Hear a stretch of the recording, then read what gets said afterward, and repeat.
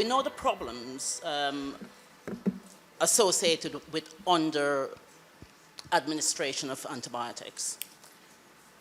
Is it possible to design administration sets to deliver a full dose, or is the technology not there yet? Do you mean to deliver it automatically? The full dose, yes. Yeah, I think there's different companies looking at different things at the moment because the subject is out there now. We're all aware of the underdosing problem. There's nothing been seen as yet.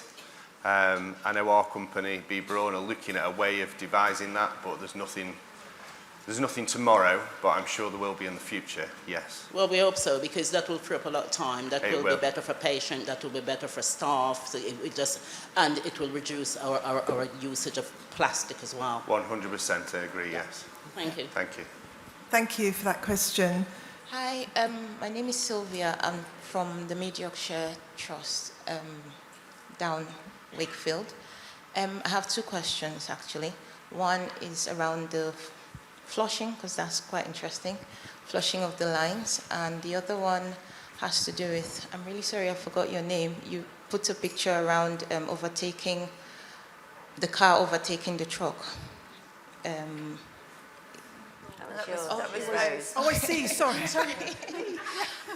So around the flushing, right, it's a good technology, I think, and it would really help because I also struggle with sustainability and IPC, because it's like you're telling us to do one thing and you're making us make a lot of waste, you know, that kind of thing. But have we thought about the whole short flow, how it happens? Because I know right now we're talking about ITU patients who are not really mobile, not doing anything. So they're just laid and everything has to be done by the nursing staff. But then we have patients that are mobile and can probably do one or two things. So most times, I'm just speaking from reality on the short floor. Most times you may hang the antibiotics and you probably not go back to that patient till when you remember, basically. So you may not be able to flush the line immediately the antibiotic runs through. So does that have any implication? Have we thought in that line? Is it something that would not have a problem, you know, in terms of breeding anything or building any other infections? And can I just ask the other question? So, Should we start with that question first and then, yeah. Should I come Yeah, in go there? for it. So in terms of the difference around critical care patients who are, like we say, immobile, the ambulatory patients, when we transitioned to trust-wide use of implementing the practice, there were specific differences, but it's about setting up infusion and then doing flushing the line, and then you can do subsequent intermittent infusions and then remove the line. I appreciate, and the challenges we saw for the nursing teams was, you know, very busy under a lot of pressure and workforce shortages, how they embedded that into their practice and got used to making sure they flushed the line. Because actually, the key principle is that when an infusion's finished, the line is flushed. And it's just been a case of kind of a bit of behaviour change, a bit of getting used to a different way of working processes. But in the end, they quite liked it because they only had to prime a line once. So if they had 3 antibiotics to deliver, they'd prime one line and then flush it in between. So it did actually, they found it time-saving.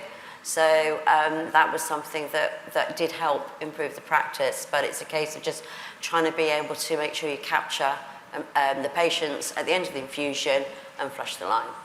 okay. So does that mean right now there's no like time frame as to when you should make sure the line is flushed or taken down or anything like that? So ideally, you'd like to flush the line as soon as the infusion is finished, you know, so that they get the full dose. So time-wise, you want to deliver it as soon as possible after the the bag is emptied.